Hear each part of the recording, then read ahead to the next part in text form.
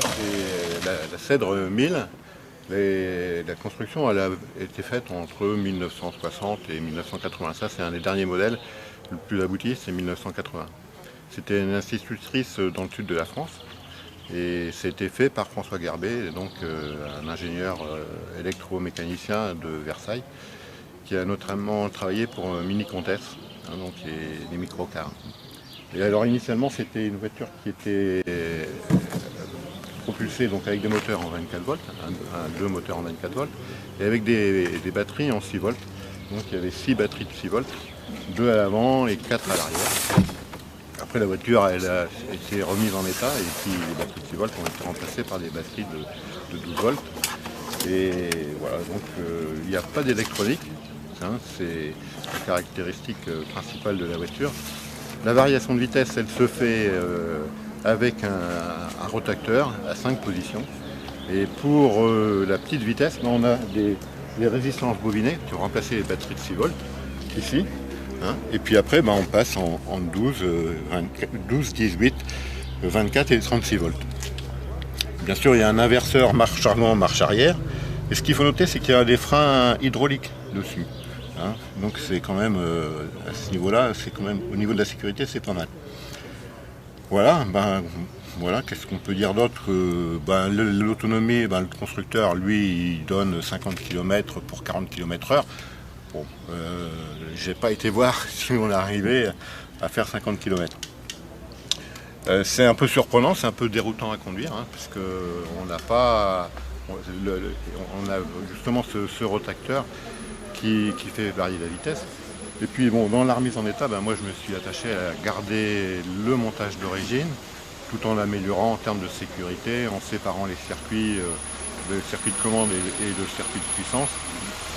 Et puis en améliorant aussi l'isolation de tout ce qui est les servitudes.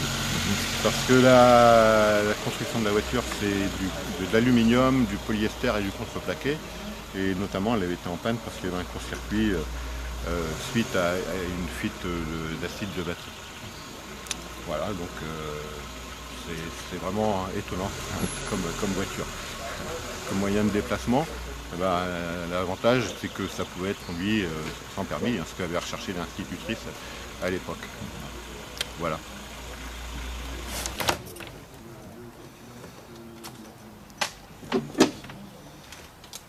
Voilà, donc là on met la puissance pour mettre le circuit de commande. Voilà. Ici c'est marche avant ou marche arrière. Là, donc c'est neutre. Et ici les différentes vitesses. Voilà. Et le frein avec son contacteur de secours, en plus du contacteur pour les stops. Voilà, donc là c'est parti. Et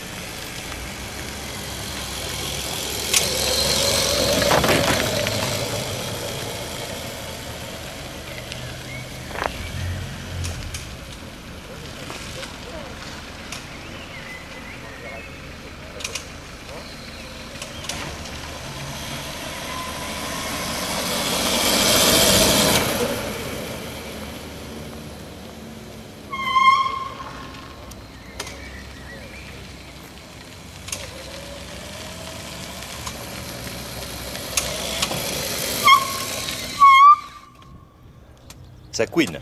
c'est des freins à plateau. C'est pas des freins à tambour, c'est des freins à plateau. C'est un plateau qui se déplace. Et ça aussi c'est spécial. Hein. Ça fait partie des originalités.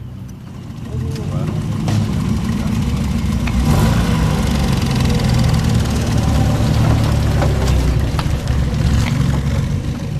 Pas de place.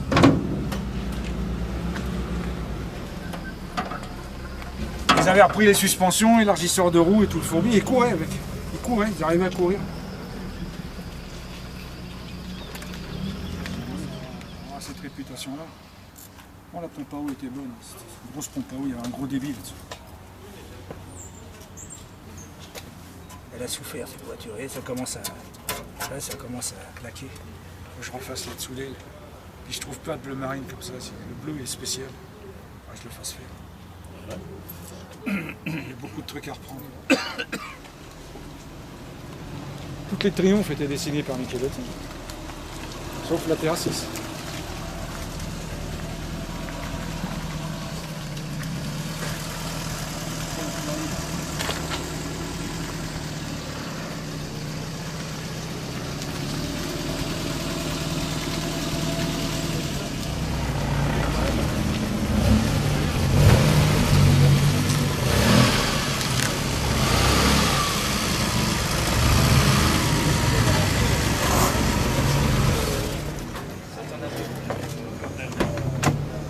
Bonjour Jean-Jacques. Bonjour Jean-Éric. Mais qu'est-ce que c'est? Alors là, Mais pourquoi tu viens avec une voiture comme celle-là? Franchement. ça c'est une grande rareté ça. Peugeot 604 Landaulet, numéro 1, présenté au Salon de Paris 1978, exportée en janvier 79 au Niger où elle a été 20 ans voiture d'État et que j'ai racheté en 2001. Depuis, je travaille dessus. Et maintenant, elle roule. Il y en a eu 2 exemplaires de construits. Le deuxième a été fait pour Alfred Heineken. Voilà. En quelle année? La deuxième a été faite en 1981. Bonjour petit peuple. Ah non, c'était fait exprès, elle a été rallongée de 20 cm. Tout un travail sur la superstructure faite par Chapon. Pour avoir démonté entièrement l'auto, je peux dire que les longerons sont vraiment blindés. Voilà.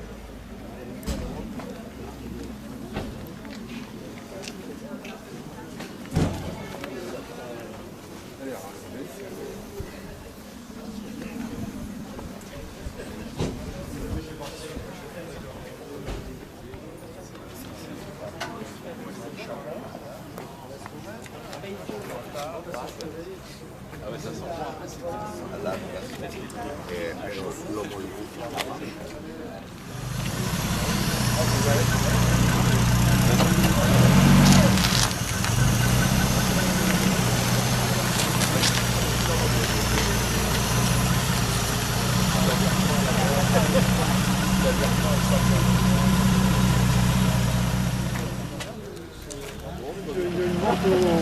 Une vente aux enchères à Fontainebleau.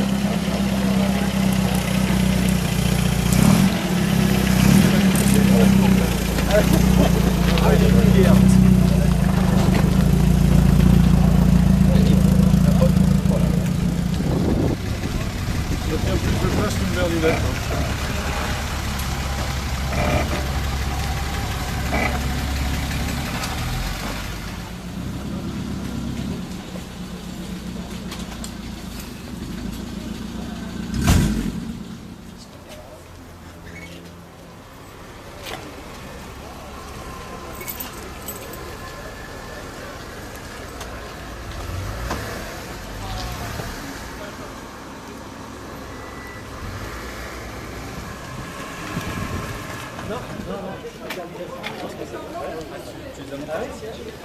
T'es mieux alors dedans? Oui. Carrément. T'as plus mal au dos? Bah j'ai pas roulé longtemps.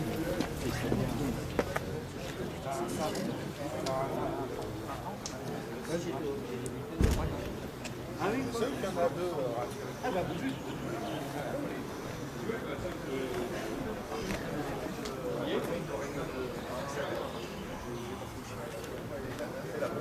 Vieille.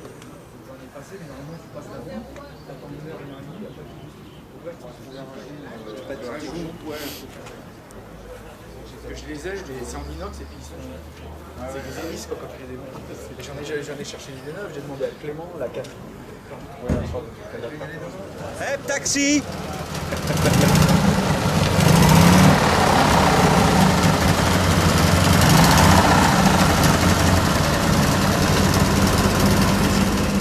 Bon bah j'avais un corbillard dans le temps, donc je l'ai revendu avec, on était à 3 copains dessus d'ailleurs, et je cherchais un truc pour le Tour de Bretagne, pour que ça soit original et tout, parce que je fais le Tour de Bretagne depuis X années, quoi. Et tiens, de la Thierry, non, c'est pas Thierry, ça va. Et bah, j'avais cette poire rare, donc je me suis dit, tiens, bah, je vais la... J'ai vu la petite mignonne, un 43e, j'ai dit, tiens, ça va donner une idée. Et comme j'avais le taximètre, j'avais tout ce qu'il fallait, j'ai dit, bon, allez hop, donc je vais faire peindre. Et puis voilà, quoi. Et puis j'ai récupéré des autocollants G7, tout ça. Et aujourd'hui, c'est sa première sortie d'ailleurs. Enfin, pas première sortie dans un club, mais sinon j'ai tourné un peu avec quand même. Parce qu'elle n'est pas tournée pendant un an. Il a fallu les freins, enfin que je regarde un peu tout, puis tout remonter dessus, quoi. Puis voilà. Et puis normalement, bah, elle va ressortir dans les clubs comme ce que j'aime faire.